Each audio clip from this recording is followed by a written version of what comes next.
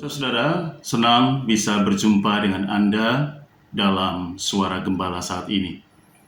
Sebelumnya mari kita berdoa. Bapa penuh rahmat, kami bersukacita oleh karena Engkau yang membuat kami dapat kembali merenungkan firman-Mu. Tapi biarlah kami mempertautkan hubungan antara kisah Natal dengan saat ketika kami memasuki waktu yang baru di tahun ini. Maka biarlah Engkau sendiri yang memberikan kekuatan dan harapan juga kepada kami yang masih hidup dalam setiap ratapan. Terpujilah nama-Mu, Engkau yang kami jumpai sebagai Sang Bapa. Engkau pula yang hadir melalui Sang Immanuel, yang bukan hanya menjadi manusia Nazaret itu, tapi jauh lebih dalam, kami jumpai Dia dalam ruang dan waktu yang traumatik, di mana kami dan Dia sama-sama terluka. Terpujilah Engkau, ya Bapa, yang tidak membiarkan anak-anak-Mu sendirian. Kami berdoa dan meminta pertolongan dalam Kristus Yesus Tuhan, orang Nazaret itu. Amin. Firman Tuhan akan saya bacakan dari Injil Matius pasal 2 ayat 16 sampai 18. Ketika Herodes tahu bahwa ia telah diperdayakan oleh orang-orang Majus itu, ia sangat marah. Lalu ia menyuruh membunuh semua anak di Bethlehem dan sekitarnya, yaitu anak-anak yang berumur 2 tahun ke bawah, sesuai dengan waktu yang dapat diketahuinya dari orang-orang Majus itu. Dengan demikian genaplah firman yang disampaikan oleh Nabi Yeremia. Terdengarlah suara di Rama, tangis dan ratap yang amat sedih. Rahel menangisi anak-anaknya, dan ia tidak mau dihibur sebab mereka tidak ada lagi. Saudara, kita hidup dalam dunia yang penuh dengan trauma. Sebuah dunia yang disesaki oleh berbagai ground zero. Demikian tulis Makoto Fujimura, seorang seniman Katolik di Jepang, dalam bukunya yang terbit 6 tahun lalu, yang berjudul Silence and Beauty. Memang nadanya seperti ratapan.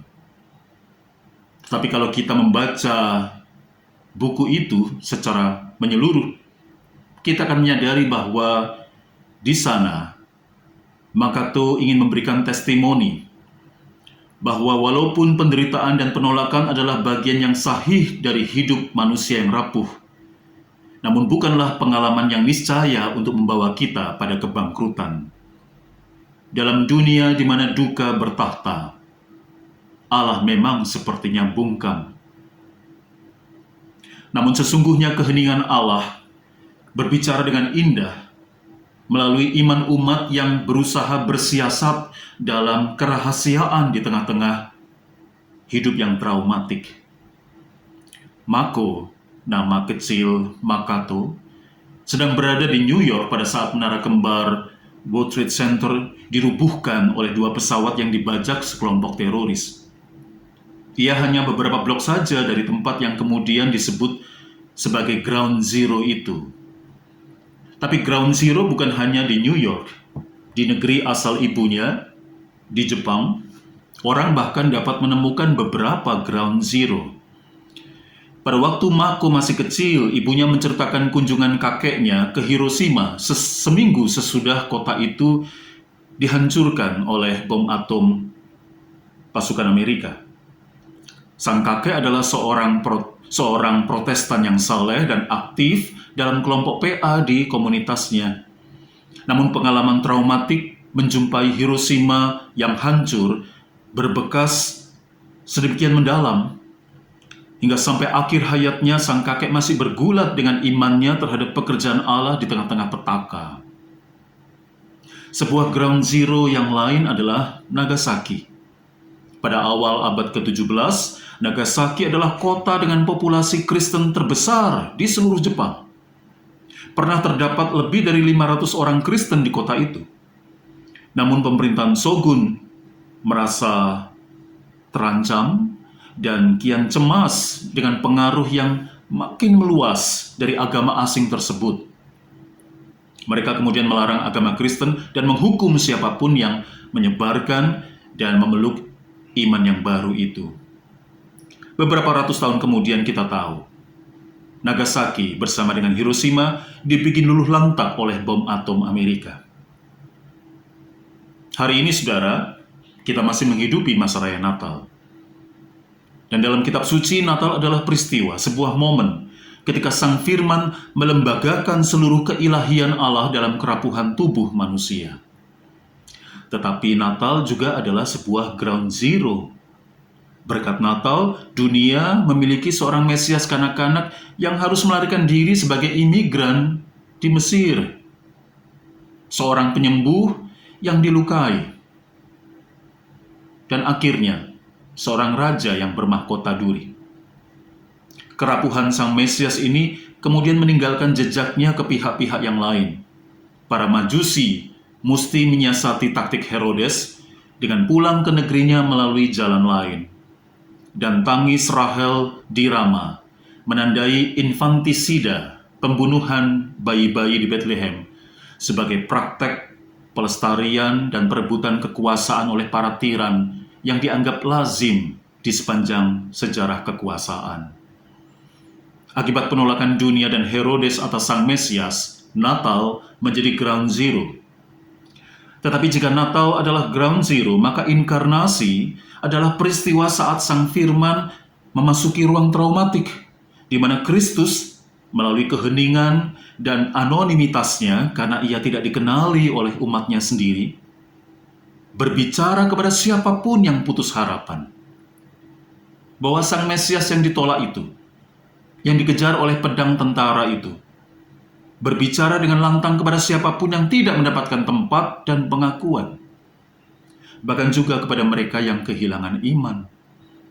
Pendek kata, Mesias itu berbicara kepada mereka yang terjerembab dalam ground zero masing-masing, dalam berbagai rupa kegagalan dan kehilangan. Saudara, merayakan inkarnasi di tahun yang baru berarti mempercayai bahwa Natal bukan hanya soal merayakan Sang Firman dalam wujud manusia Nazaret. Tapi lebih mendalam lagi adalah bahwa manusia Nazaret itu terpapar oleh luka. Dia tidak dapat menghindarkan diri oleh ancaman dan penolakan. Dia memasuki ruang dan waktu yang traumatik. Dia menjadi bagian yang tragis dari hidup ciptaan. Dan itu berarti Natal traumatik bicara soal Allah yang membiarkan dirinya untuk terkena kelemahan-kelemahan kita.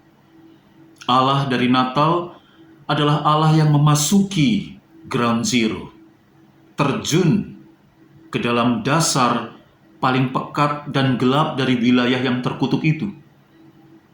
Namun Natal juga memberitakan kepada kita bahwa Sang Immanuel itu memancarkan kasih-Nya yang memulihkan.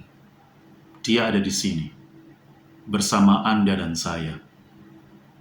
Dan kepada kita, dan yang paling rapuh di antara kita, Ia mengatakan bahwa Ia Immanuel, Allah yang menyertai hingga pada kerapuhan kita masing-masing. Tataplah ground zero Anda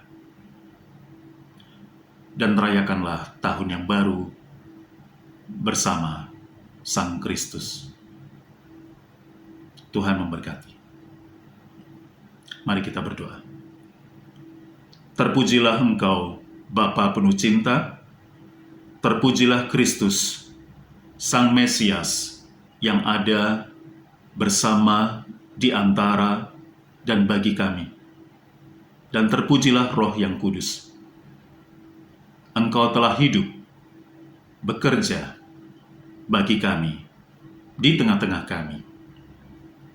Maka biarlah trauma kehidupan yang terkena pada kami semua, juga padamu, tidak menjadi alasan bagi kami untuk membatalkan dan membuyarkan usaha membangun hidup.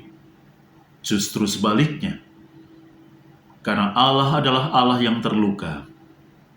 Karena Natal bicara soal yang Mesias yang mengalami trauma, maka kami pun dapat melihat kehidupan kami dalam kehidupan Sang Mesias.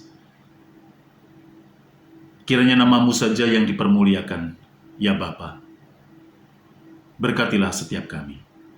Dalam Kristus Tuhan kami berdoa. Amin.